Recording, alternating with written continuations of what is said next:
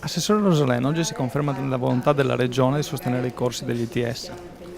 I percorsi ITS sono percorsi fondamentali nella formazione di eccellenze sul nostro territorio, non sono corsi di serie B alternativi al percorso universitario alla fine della scuola superiore, ma sono appunto i percorsi che formano le eccellenze e le professionalità del nostro futuro. L'amministrazione regionale intende non solo continuare a promuoverli, ma intende incentivarli, trasformarli in corsi interregionali e discutere con l'università rispetto alla possibilità di utilizzarli come crediti nei percorsi di laurea professionalizzanti. Professor Zweck, quali sono le peculiarità dei corsi presentati oggi e le tipicità che li rendono unici in Italia?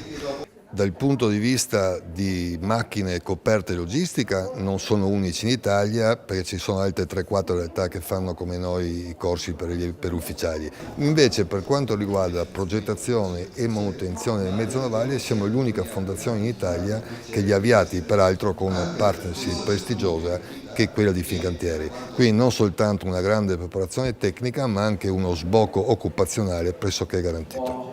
Quali caratteristiche devono avere i ragazzi che si candidano a questa posizione?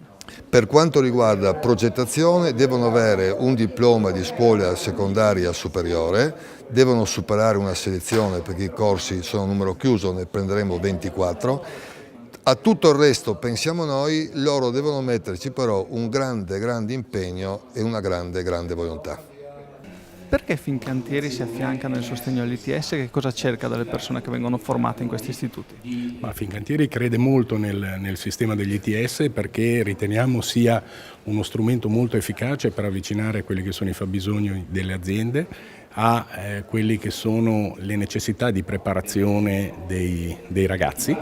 E diciamo così, questo ITS è molto importante perché ci consente di far fronte anche ai fabbisogni e alle carenze di manodopera più che altro tecnici specializzati sia per la parte di progettazione sia per la parte di produzione che Fincantieri, ma non solo, anche tutto l'indotto del comparto della navalmeccanica ha necessità in questi periodi e per i prossimi anni.